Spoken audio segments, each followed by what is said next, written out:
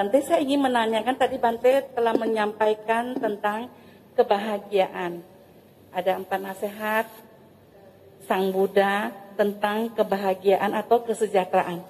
Nah, saya ingin bertanya, apa beda kesenangan dengan kebahagiaan, Bante? Terima kasih. Ya, baik. Dari Bu Kartini ya. Jangan-jangan ulang tahunnya 21 April. Oh, enggak ya.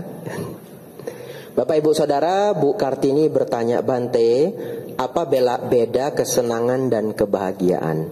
Mungkin secara bahasa Indonesia itu sinonim ya. Saya senang, saya bahagia. Tapi oleh Bante Utamo, beliau mempopulerkan istilah ini dengan cara yang berbeda. Kesenangan itu beliau terjemahkan sebagai pleasure dalam bahasa Inggris, yaitu kesenangan indrawi. Kesenangan indrawi itu adalah kesenangan yang muncul dari alat indera kita. Makanan ya, senang mendengarkan apa yang enak, musik gitu ya, melihat apa yang indah-indah, itu disebut kesenangan. Tapi kebahagiaan itu adalah rasa nyaman, rasa bahagia yang muncul dari batin. Ya, dan ini tidak mesti ada hubungannya dengan kesenangan indera. Contoh ya, kalau seseorang selalu mencari kesenangan, maka setiap malam kalau dia tidak pergi makan-makan dengan temannya, dia suntuk, dia stres. Jadi setiap hari dia harus cari kesenangan, ya. Kalau dia tidak ada teman untuk ngumpul-ngumpul, ngobrol-ngobrol, ya dia setidaknya harus nyetel musik. Selalu harus ada sentuhan kenyamanan indria, sentuhan stimulus indria, dia baru bisa merasa senang. Sedangkan kebahagiaan itu adalah rasa nyaman, rasa damai yang muncul dari dalam batin, yang biasanya sangat dekat dengan spiritual. Misalkan ketika mendengarkan Dhamma Desana, zaman sekarang bisa dengar ceramah di YouTube ya. Kita dengar YouTube Dhamma Desana, senang, kita jadi bahagia. Ketika berdana muncul kebahagiaan. Ketika merenungkan ajaran Sang Buddha muncul kebahagiaan. Ketika bermeditasi muncul kebahagiaan. Jadi ketika kita menggunakan istilah kebahagiaan, lebih kepada kebahagiaan yang muncul secara internal, ya, tidak berhubungan dengan alat indria. Nah, lalu yang kemudian, kenapa kesenangan ini dikategorikan adalah kebahagiaan kelas 2 atau yang tidak unggul? Karena menimbulkan potensi penderitaan. Ya. Kesenangan indria itu menimbulkan potensi penderitaan. Contoh, ada makanan yang enak, yang kita suka sekali, itu menimbulkan potensi penderitaan. Kenapa? Satu ketika makanan itu nggak ada, kita jadi kesal. Ya. Ada loh dulu, ini cerita kisah nyata, seorang suami mukul istrinya karena tidak masak babi. Jadi dia minta istrinya setiap hari harus masak babi. Setiap hari ada babi. Tapi satu hari itu istrinya masak ikan, udang, ayam. Ini keluarga punya, ya, keluarga yang sangat berkecukupan. Istrinya mikir, sudah ada ayam, udang, ikan, cumi lagi tambahan, nggak usah masak babi dah. Ternyata apa yang terjadi? Suaminya ngamuk. Itulah penderitaan yang muncul karena kesenangan indera.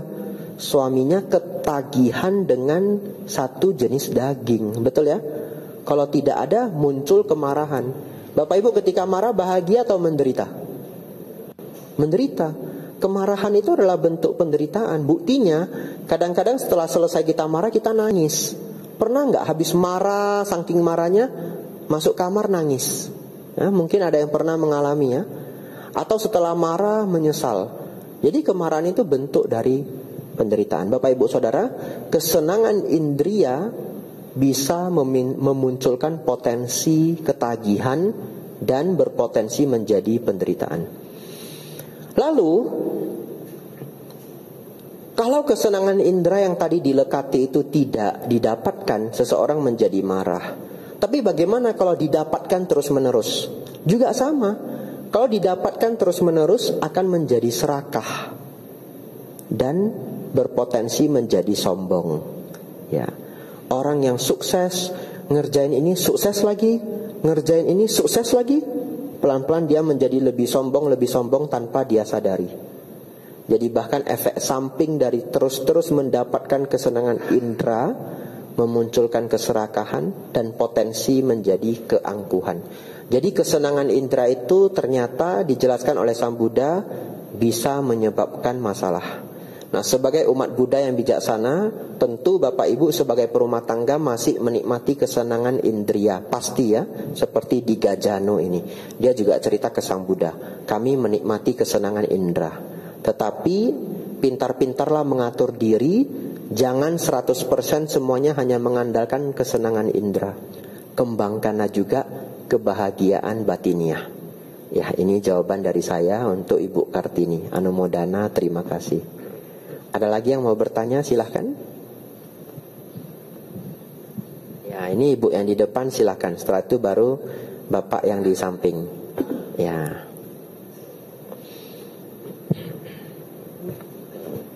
Namo Buddhaya Bante. Namo Buddhaya. Nama saya Novianti. Novianti, ya silakan. Ini dari uraian Bante, saya menemukan kontradiktif ya. Soalnya Bante di bagian akhir mengatakan tidak menggantungkan kebahagiaan pada kebahagiaan material. Sementara poin-poin di atas yang Bante sampaikan itu untuk mencari material. Jadi gimana itu Bante? Nah, kalau tadi didengar dengan lengkap, saya mengatakan jangan menggantungkan semua kebahagiaan kita pada kebahagiaan material. Jangan semua. Makanya bahkan di penjelasan saya yang terakhir tadi saya menggunakan persentase. Ya. Kalau semua akan muncul masalah. Ya. Nah, kenapa pembahasannya seperti kontradiktif? Bukan kontradiktif ya, tapi ini dua kebutuhan yang berbeda. Yang pertama adalah di Gajano ini adalah perumah tangga, bukan pertapa. Tidak mungkin seseorang bisa hidup bahagia kalau makan aja nggak ada. Nggak mungkin. Jadi Sang Buddha bahkan pernah mengatakan kemiskinan adalah salah satu bentuk penderitaan. Jangan miskin. Kalau bisa jangan miskin. Siapa yang mau miskin? Belajar menjadi sejahtera. Karena ketika kita tidak ada makanan, tidak ada pakaian, tidak ada rumah, sudah pasti menderita. Apalagi kalau punya keluarga, harus bertanggung jawab kepada anak. Jadi yang diajarkan ini adalah menjadi sejahtera agar tidak jatuh pada kemiskinan. Nah, setelah seseorang cukup sejahtera, maka level selanjutnya dia harus belajar untuk tidak menggantungkan semua kebahagiaannya hanya pada kebahagiaan material.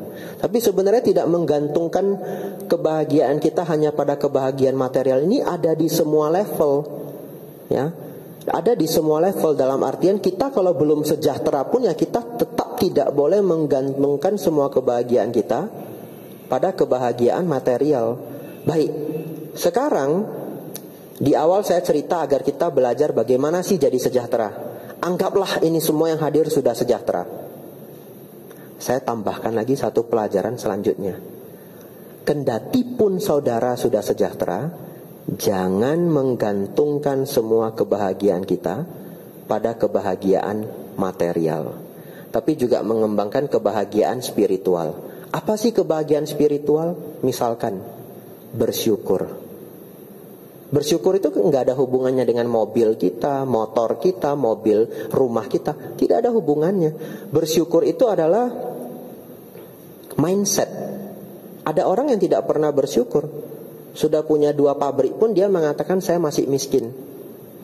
Betul ya? Ini benar-benar saya pernah mendengar orang punya 2 pabrik tapi dia mengklaim dia miskin. Kenapa? Karena dulu dia punya 3 pabrik. 1 pabriknya bangkrut dibuat oleh anggota keluarganya sendiri. Sekarang pabriknya tinggal 2. Lalu dia mengatakan apa? Saya sekarang sudah miskin. Lah gimana ngitungnya 2 pabrik kok miskin? Tapi kenapa? Tidak bersyukur. Betul ya? Menghadirkan rasa syukur ini adalah kebahagiaan non material. Kita duduk sembari merenungkan,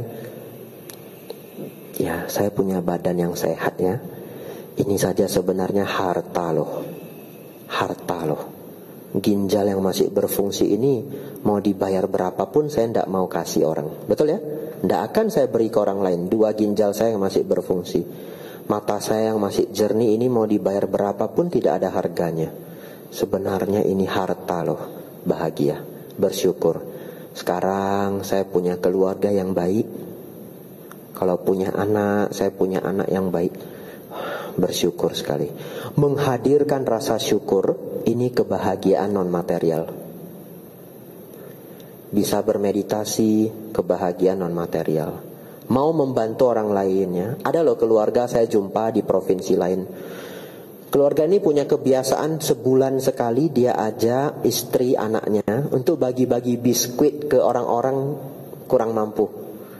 Jadi papanya bawa istrinya, anaknya sebulan sekali packing biskuit-biskuit itu, nanti pergi ke tempat pembuangan akhir TPA ya, tempat-tempat orang ngais-ngais sampah, dikasih biskuit dan dia bahagia sekali melakukan itu. Itu bukan kebahagiaan material, itu kebahagiaan non material. Jadi untuk perumah tangga belajar agar tidak menggantungkan diri 100% pada kebahagiaan material. Ya. Bisa 50-50 baik.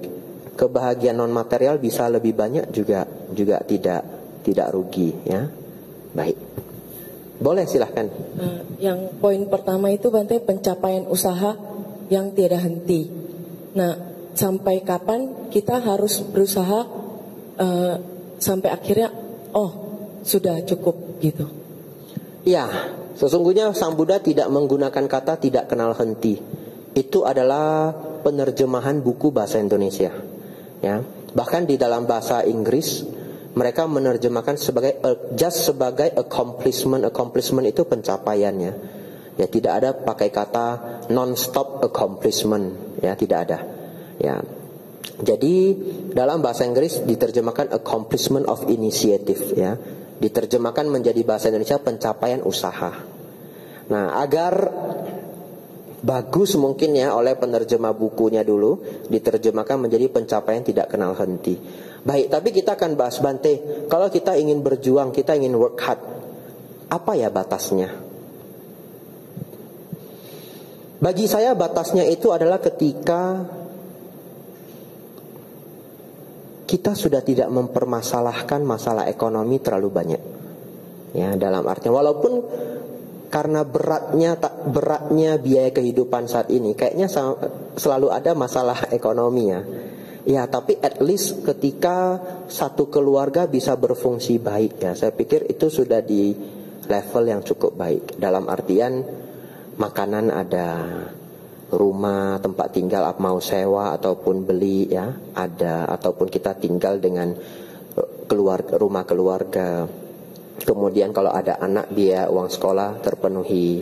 Dan kita punya tabungan setidaknya untuk hal tidak terduga adalah 6 bulan sampai 1 tahun biaya hidup ya. Jadi kalau biaya hidup kita misalkan sebulan 7 juta, 8 juta, ya setidak-tidaknya kita punya 48 juta. Atau kalau 6 juta sebulan kita punya 72 juta. Saya masih pinter hitung ya.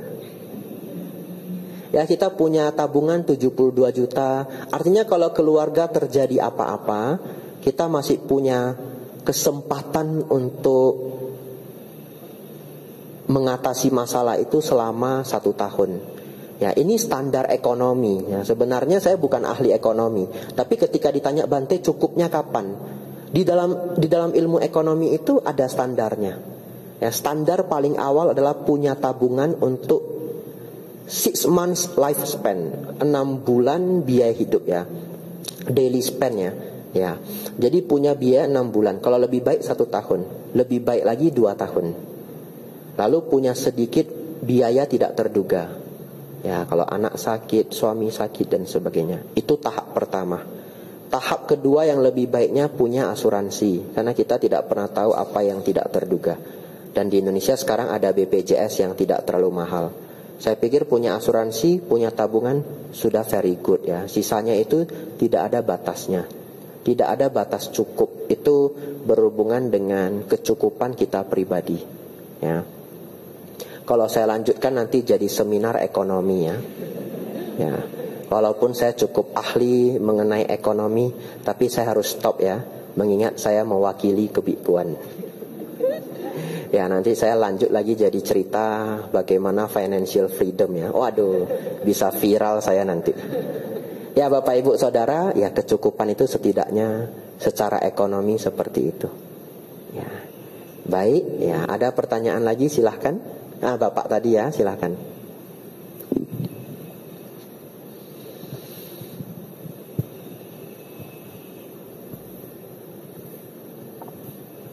Namo Buddhaya Bante. Namo Buddhaya. Sebelumnya saya curhat dulu ya Bante. Boleh, silahkan.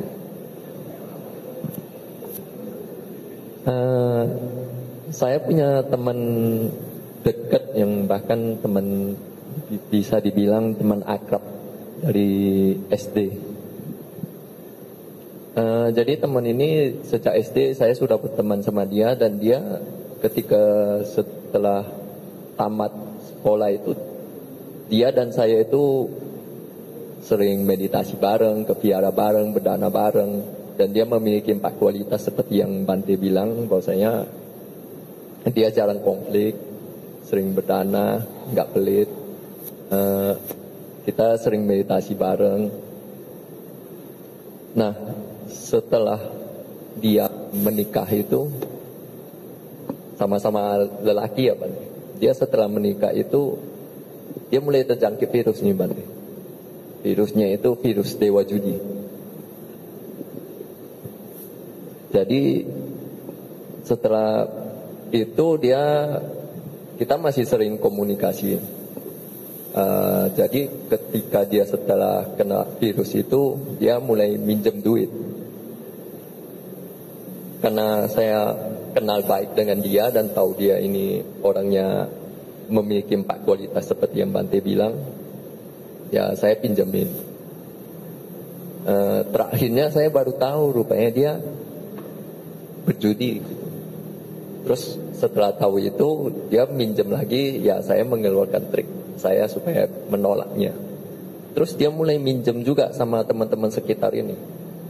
Jadi untuk teman sekitar pertamanya itu dia bilang mau minjem buat kebutuhan, buat nyewa rumah kurang duitnya. Saya bilang sama teman saya, kalau kamu mau bantu dia, memang dia butuh kebutuhan, kamu beliin aja kebutuhan, jangan minjemin duit. Terus dia mulai menggunakan jurus-jurus lain Bante. Dia mulai minjem dengan alasan ada yang sakit lah, ini itu. Jadi gimana kita memberitahu teman kita yang lain itu, gimana caranya? Di satu sisi saya nggak mau menjelekkan teman saya, tapi di sisi lain saya mau teman saya yang lain itu tidak terjebak. Ya, ini kisah yang baik sekali untuk kita renungkan ya. Teman baiknya terkena virus ya. Namanya virus dewa judi tadi katanya begitu ya. Ya, ini mungkin virus klasik ya, yang kadang-kadang muncul kembali ya. Bapak Ibu Saudara, tadi yang ditanyakan itu apa yang harus dilakukan Bante untuk memperingatkan teman-teman saya yang lainnya, ya, tanpa harus bercerita buruk mengenai dia. Ini sulit ya, ini benar-benar bukan hal yang gampang untuk dijawab ya. Tetapi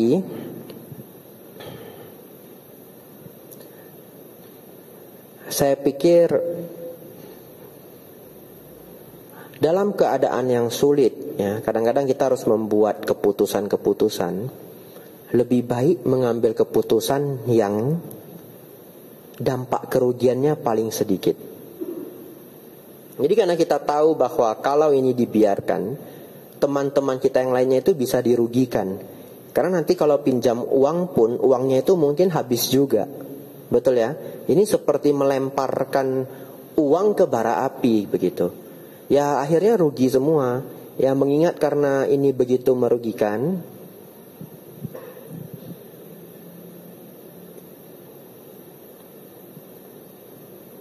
mungkin kita perlu untuk memperingatkan teman-teman kita ya. Cara yang baik ya, agar kita tidak terjerumus pada ucapan yang salah. Kalau kita menuduhkan, kita juga nggak bagus. Kita bisa telepon teman kita yang kita rasa akan jadi target berikutnya. Tanya saja dia, kamu pernah ketemu si A ini enggak? Oh enggak ketemu. Oh, ada dengar enggak dia akhir-akhir ini main judi? Oh saya enggak dengar. Oh enggak dengar ya, ya baik. Sudah cukup. Itu sepertinya sudah cukup untuk menjadi ingatan untuk teman kita ya. Kita sekedar bertanya, ada dengar enggak dia akhir-akhir ini main judi? Nah tiba-tiba 2 minggu kemudian dia datang untuk minjam uang. Saya yakin 100% kalau teman kita logikanya jalan ya dia akan ingat pertanyaan kita ya. Ya mengambil sedikit resiko demi mengurangi kerugian teman-teman kita yang lainnya, itu juga kebajikan ya. Kembali dalam ajaran Sang Buddha, mengukur sesuatu itu baik tidak baik itu kembali pada niat atau cetana ya. Jadi kalau cetana kita baik, itu tetap adalah karma baik.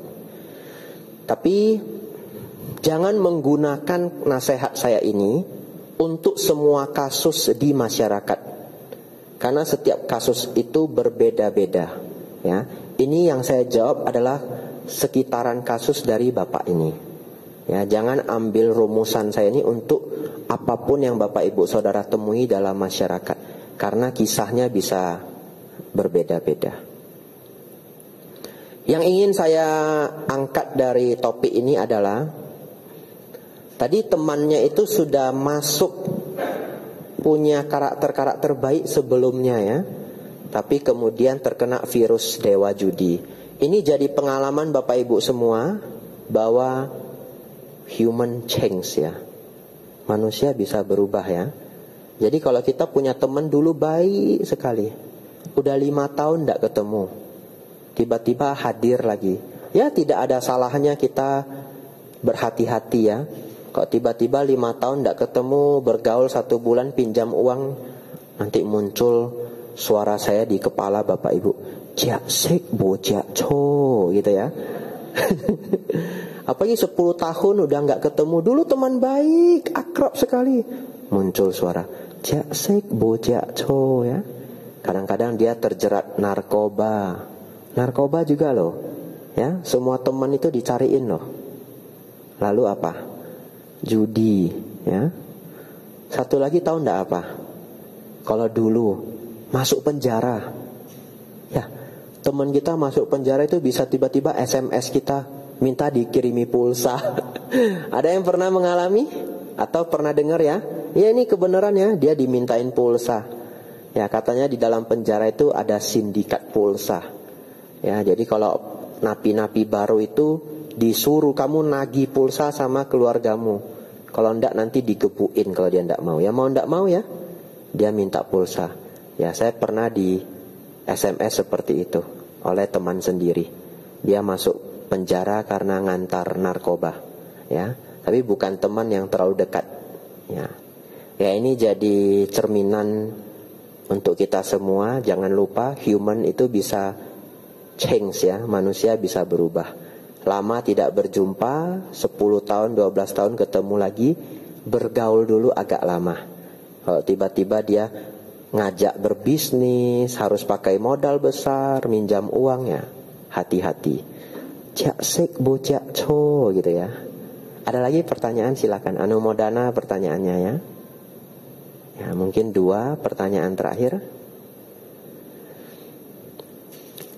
Tidak ada ya? Tidak ada, enggak apa-apa. Mungkin saya bisa tambahkan kalau yang masalah utang tuh Bante, boleh ya? Karena kalau utang ini kan masalah kita bersama, kita semua lah, pasti kan kayak temen baik cari kita tiba-tiba gitu kan, pinjem dong. Paling simpelnya kalau menurut saya Bante, ya tolak gitu loh.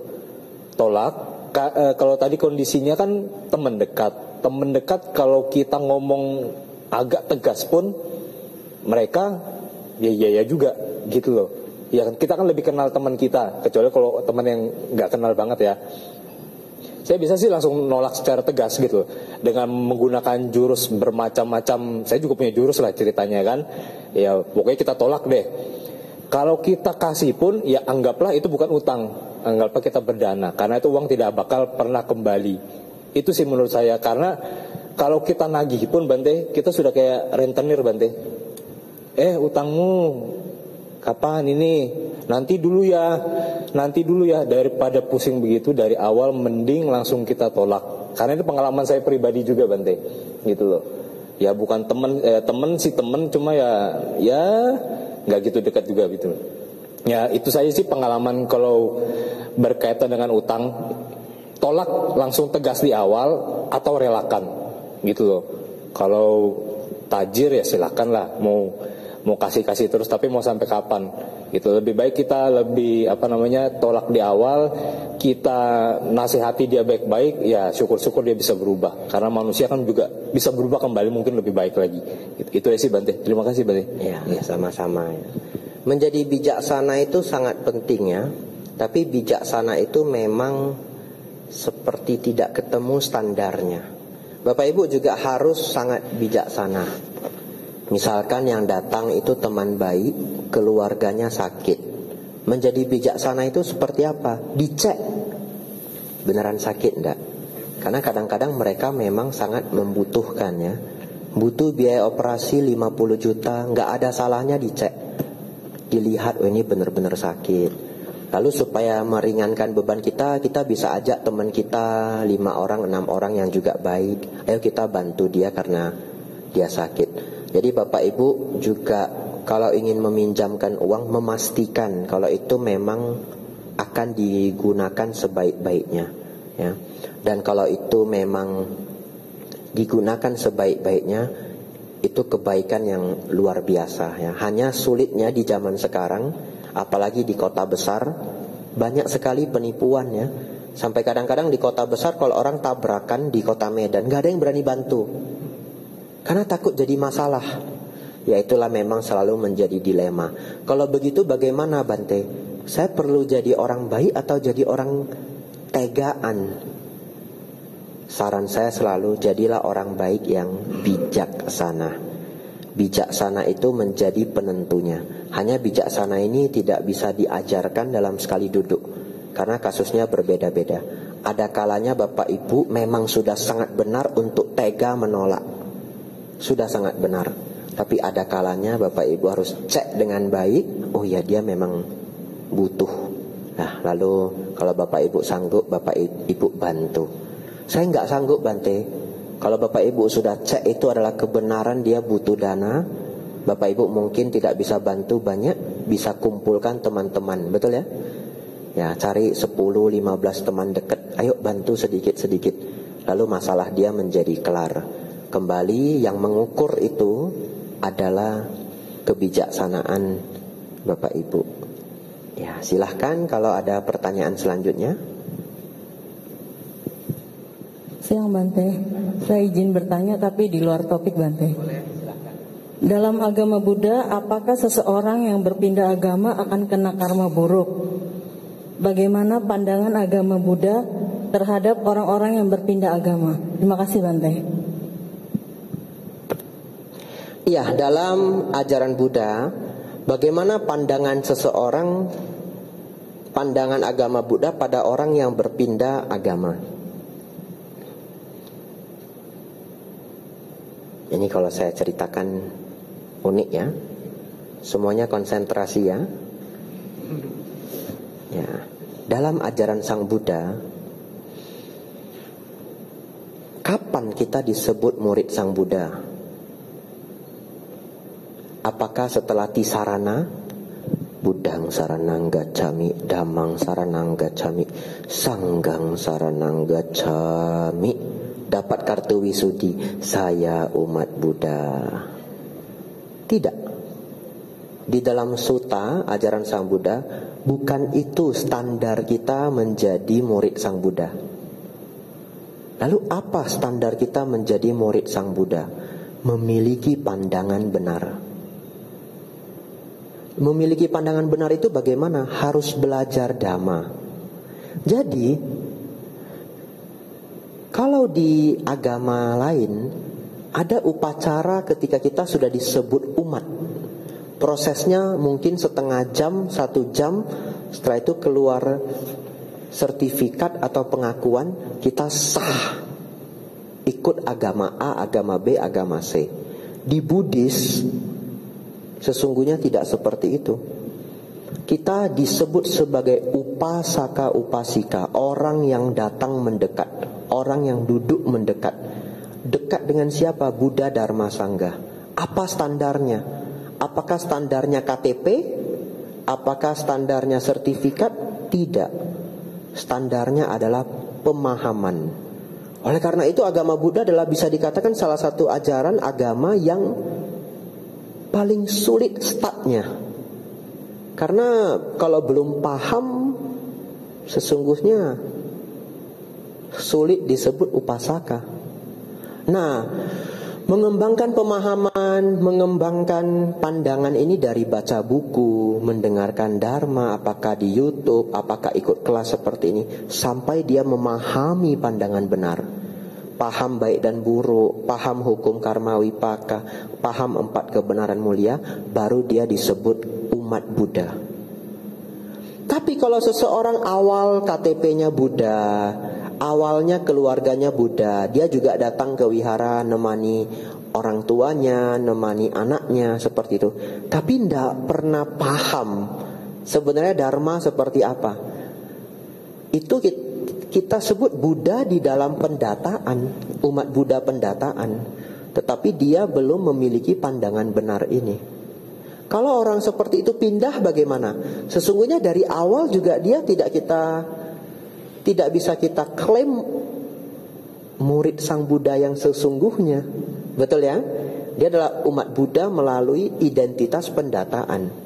Nah, tapi kalau seseorang sudah paham, mendapatkan manfaat dari ajaran Sang Buddha, seyakin saya, dia tidak akan berpindah.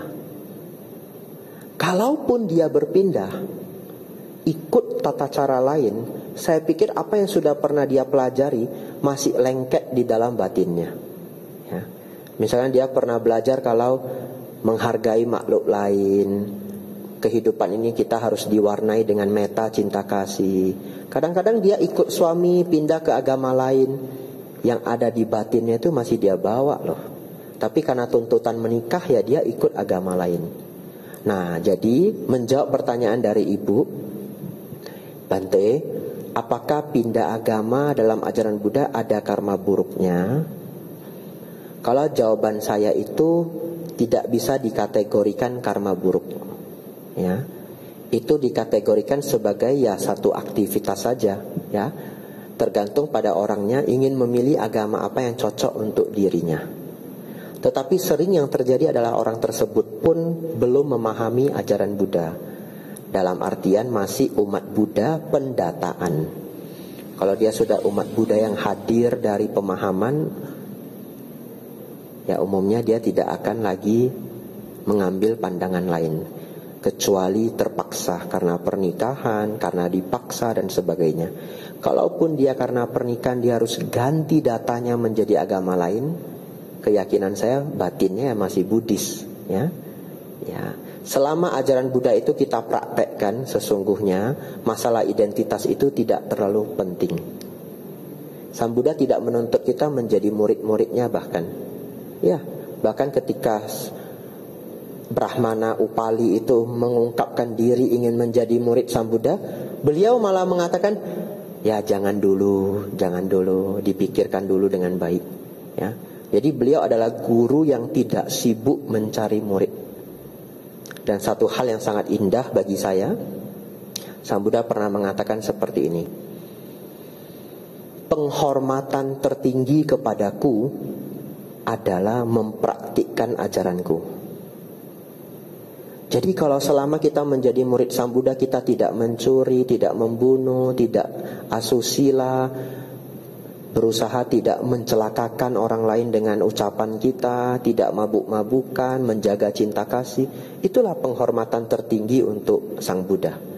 Masalah identitas pendataan yaitu nomor 3, nomor 4. Ya, semoga jawaban ini menjadi inspirasi untuk kita semua. Ya, anumodana pertanyaannya. Ada satu pertanyaan, Ibu, silahkan.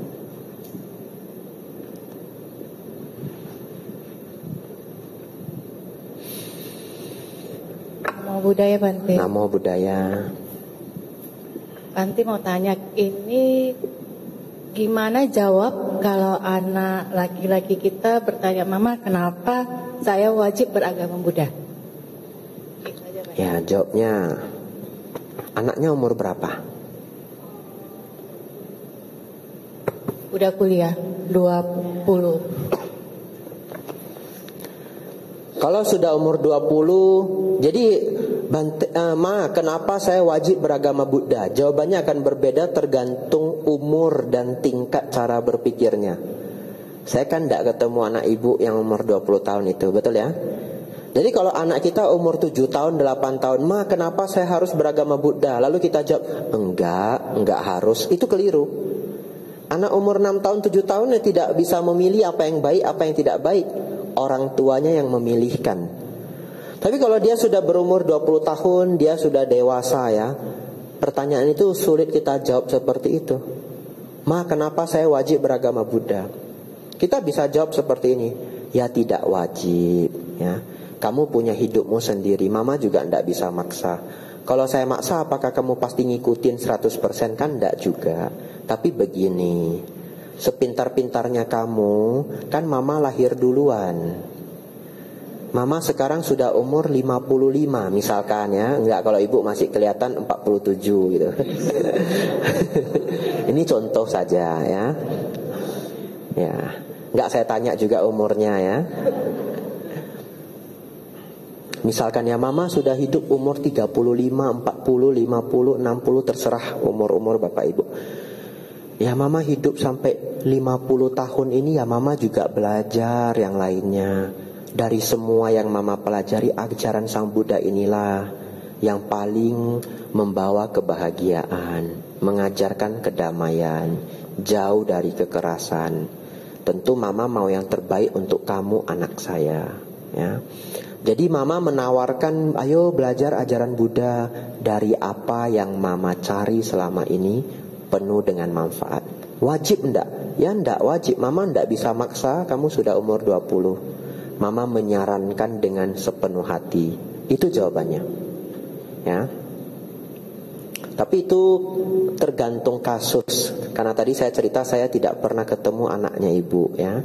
Kadang kita harus melihat karakter orangnya, cara berpikirnya, apa maksud ketika dia bertanya, dan kita jawab sesuai yang paling pas dengan situasi. Tapi kalau anak umur 20 biasanya kalau sampai nanya begitu, ya artinya dia juga tidak mau dipaksa masuk agama Buddha ya. Ya.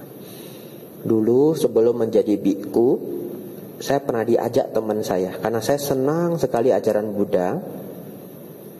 Itu sepertinya 1 tahun sebelum saya menjadi biku ya. Saya diajak teman saya untuk menemui orang yang kena kanker tulang ya. Saya minum dulu sedikit ya. Energinya sudah mau habis ini.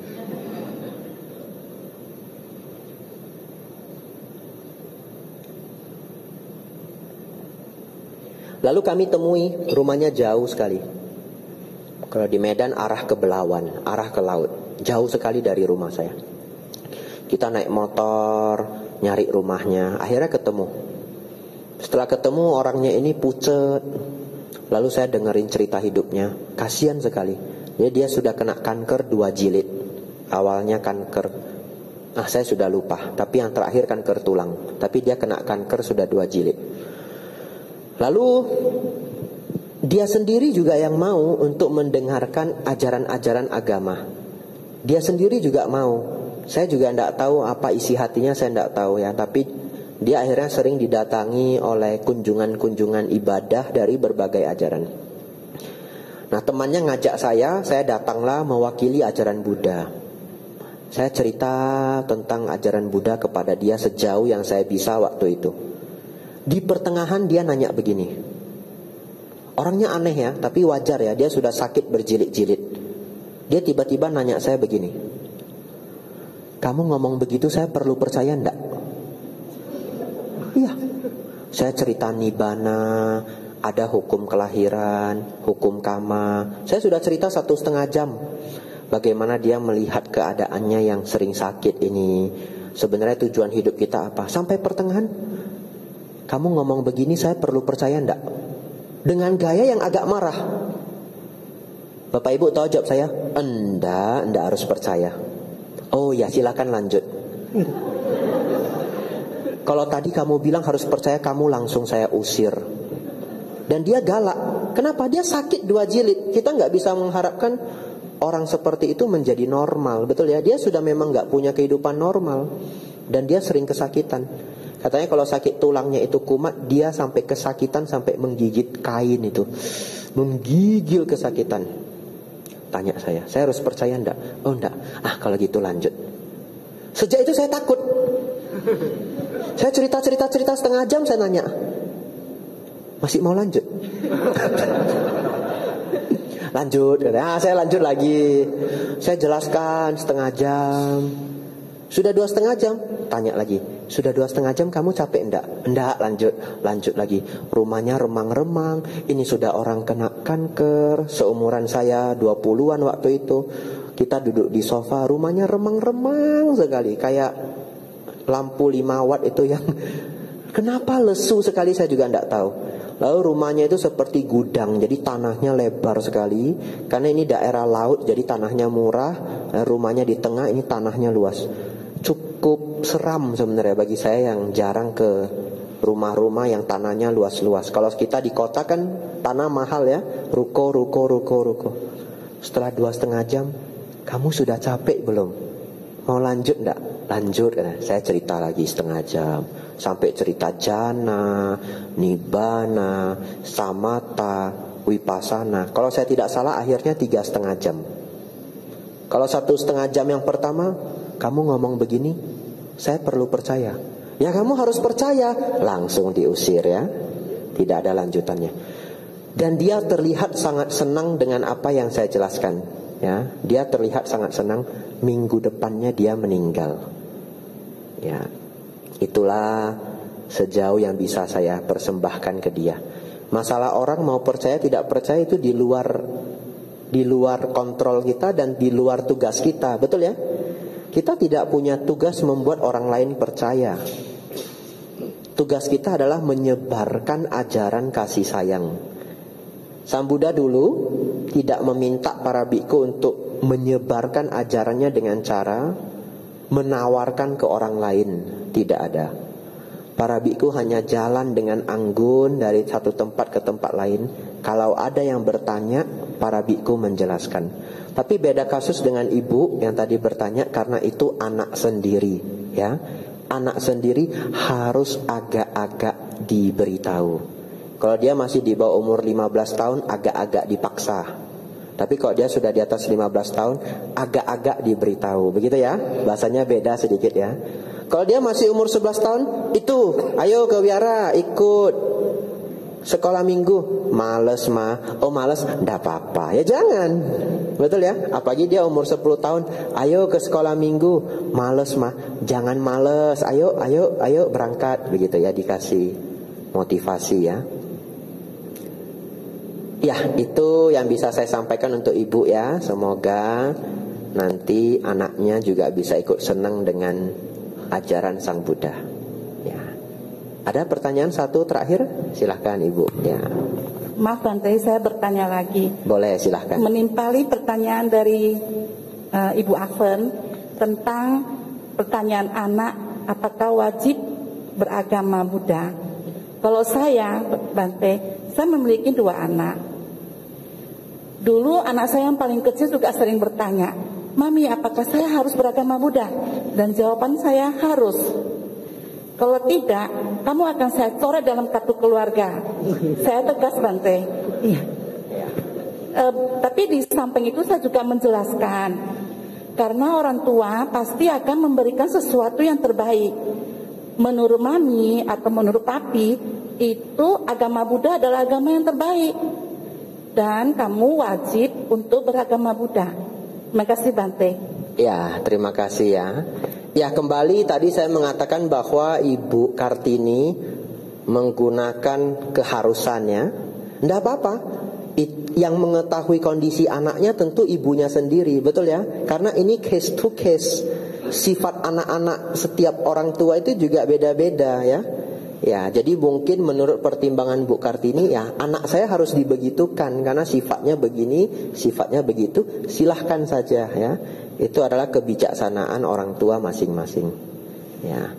Kalau dia umur 25 kemudian ketemu kekasih yang beda agama ya, kamu kalau pindah agama mama coret dari kartu rumah tangga. Beneran dia pergi, waduh kita sedih juga ya. Bante, saya sedih Bante, anak saya pergi ke Australia ndak pulang lagi. Kenapa? Ndak tahu loh Bante. Padahal ndak mau cerita, ndak tahu. Padahal iya loh Bante, saya coret dari ya ndak ya. Ya ndak, tergantung anaknya masing-masing. Ya setiap apa yang kita temui di kehidupan berbeda-beda. Sungguh sangat baik diskusi kita pagi hari ini ya. Dibuka pertanyaannya oleh Bu Kartini, ditutup oleh Bu Kartini ya. Ya. Anumodana, kita semua harus berterima kasih. Kalau tadi tidak ada yang berani bertanya kan diskusi tidak berjalan ya.